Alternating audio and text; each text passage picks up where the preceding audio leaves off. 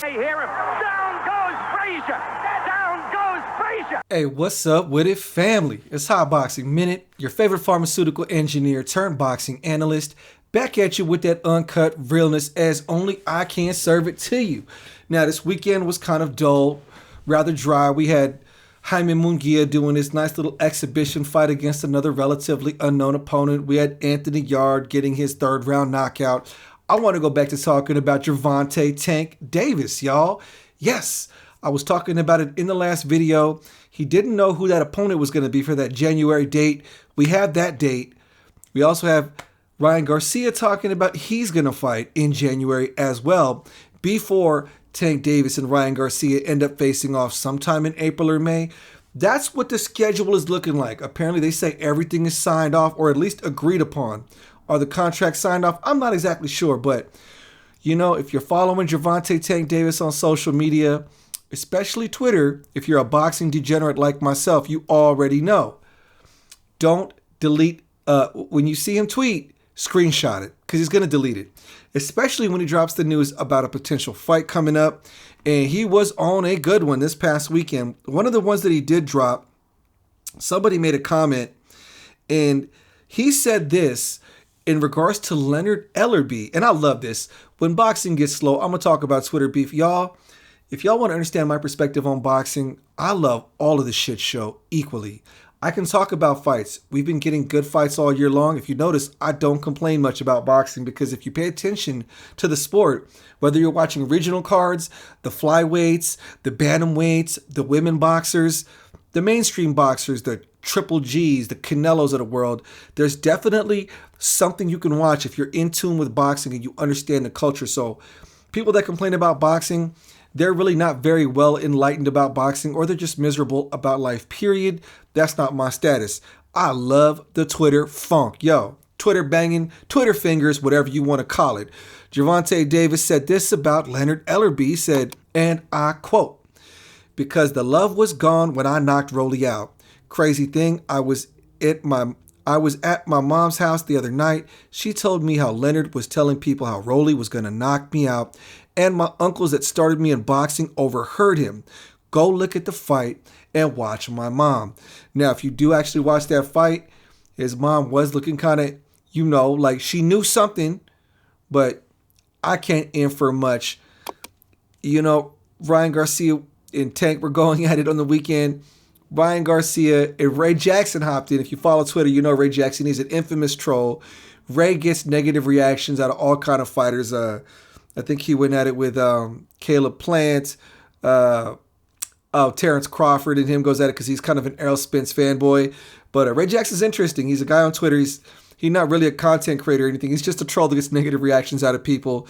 If that's your thing, go ahead. I'm not one to really disrespect fighters, but there's an audience for that, oddly enough.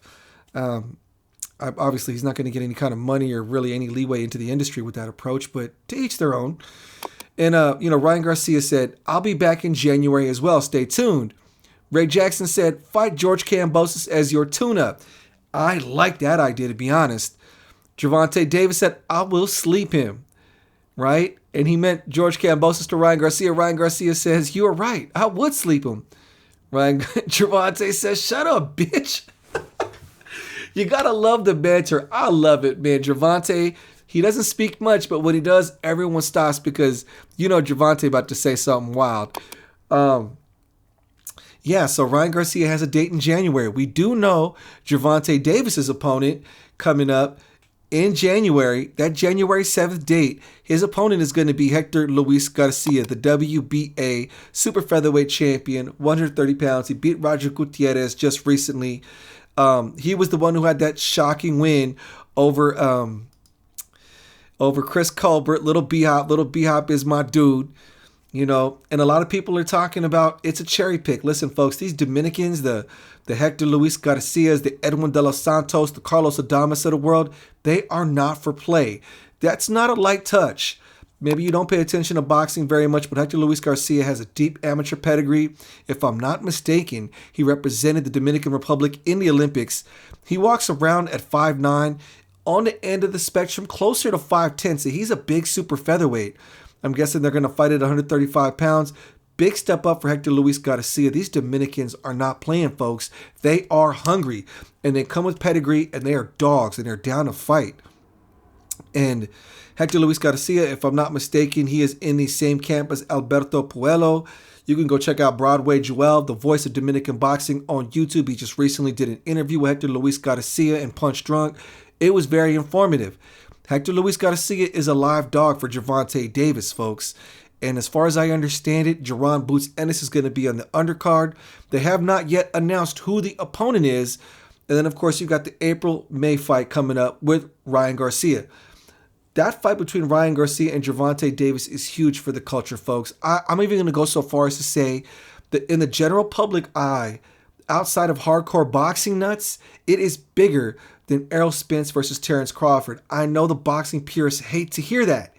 It is that big of a fight. It's going to bring so many new eyes to the sport. Should the fight actually go down? That's the key. Will this fight actually happen? You know, Tank Davis has a court date in the middle of December with a judge. She does not like Gervonta Davis very much. It's clear and evident. She denied the defense attorney's motion to give him a home arrest. She said that's not a possibility, so they are going to trial with this one, this hit and run case. The details of it, you can go look it up online. It's all kind of crazy. You know, when you think about who Gervonta Davis has fought up until this point in his career, you know, he had that fight with Pedraza, and then he ends up fighting, you know, guys like Isaac Cruz, Rolly Romero, Leo Santa Cruz. These guys weren't exactly killers. No offense to any of them. Isaac Cruz becoming as famous as he is now is a direct result of surviving the Tank Davis experience. And sometimes when you get a juggernaut in the ring that doesn't totally steamroll an opponent, they perceive that opponent as being better than he is. The Mexican fan base became cult followers of Isaac Cruz. Isaac Cruz is fun. Keep it real, though. He's kind of a relatively one-dimensional, flat-footed fighter. Although you put somebody in there that doesn't really shake, rattle, and roll and move around, he's liable to get knocked the hell out messing with that boy Isaac Cruz. But going into those fights, they weren't perceived as dangerous. Hector Luis Garcia, folks, is a step above all of them. I promise you this. Hector Luis Garcia is a step above Isaac Cruz, Rolando Romero, and Leo Santa Cruz. He just is. He's just that much better a fighter. To hardcore boxing purists who know who Hector Luis Garcia is. So we have Tank going from questionable opposition, you know, no knock to the Tank fanboys. I know the Tank fanboys, Ryan Garcia fanboys, they hate hearing criticisms of fighters. Let's put on our thinking caps as boxing analysts. And now Tank is going to step in with two back-to-back killers, Hector Luis Garcia and Ryan Garcia.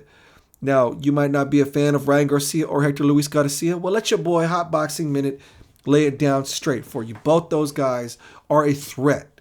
They're a threat. So, exciting times for boxing. You got Gervonta Davis being very, very outspoken, speaking his opinion, and he is not letting the fuckery go, not for a single second. And I'm with it. But Ryan Garcia even stated on his social media that he's also got a fight. I'll be back in January as well. Stay tuned. Now, who might be Ryan Garcia's prospective opponents? Lots of guys on that list. When you look at the boxing rankings, for the ring, you know, top 10, you got Lomachenko at number 1, Gervonta Davis, Ryan at 3, Isaac Cruz, Kambosos Jr., William Zepeda, Martin, Michelle Rivera. I don't know who Lemos is, but, and Diaz, Jojo Diaz. Who is Lemos? I don't know. An Argentinian, but Devin Haney, of course, is the undisputed champion. Now, mind you, Garcia is on Golden Boy, so you're going to nix off any possible PBC opponents. I don't think it's going to be Kambosos Jr. That does leave open the idea of possibly Jojo Diaz. I don't think it's going to be William Zepeda. William Zepeda is riding a wave of confidence. I believe that Golden Boy is going to want to put their eggs in a different basket with William Zepeda because he has a potential to be a big, you know, ticket draw with his all action-friendly, fan-friendly style. My guess is for who he's going to fight. I don't know if it would be Jojo Diaz right off the bat, although Jojo Diaz does seem like the type to not turn down an opportunity to fight Ryan Garcia. So, Jojo Diaz, Maxie Hughes out there in the UK. Maxie Hughes is the IBO and the British lightweight champion. He was supposed to, his name was mentioned along with Ryan Garcia a few months back. I think because he signed a Matchroom, it wouldn't be a hard deal between him to negotiate with the Golden Boy Promotions. And the last possible candidate, in my opinion, Filipino Mercito Gesta. Mercito Gesta. I don't know how you pronounce it, but Mercito Gesta is a southpaw, a very tough, rugged, and durable guy. He's 33-3. He is signed to Golden Boy. So if I had to pick my top two, theories on who Ryan Garcia is going to fight, folks, I'm going to go with Mercito Gesta or Maxie Hughes, one of them two. Maybe Jojo Diaz, but you never know. Maybe Jojo Diaz might upset the apple cart. Jojo Diaz is a tough, durable dude, but either way, honestly, Jojo Diaz, Mercito Gesta, or Maxie Hughes, I think Ryan Garcia knocks them all out. That's just my honest opinion. Boxing community, who do you think Ryan Garcia is going to fight in January? And given the current state of where Tank Davis is in his career as far as this legal situation he's going through, do you think that those two fights for Tank Davis actually even happen? Will he end up going to jail? I don't know. But let me know in the comment section about what you think about Ryan Garcia's next opponent. Hit that like button if you haven't already done so, folks. Don't forget to hit follow if you aren't already doing so. I'm going to end the video on that one. We got the big Prograis Zepeda fight card this weekend. I'm going to do a video about that one in the next day or two. Anyways, this is Hot Boxing Minute, folks. The future of boxing analysis on YouTube and TikTok.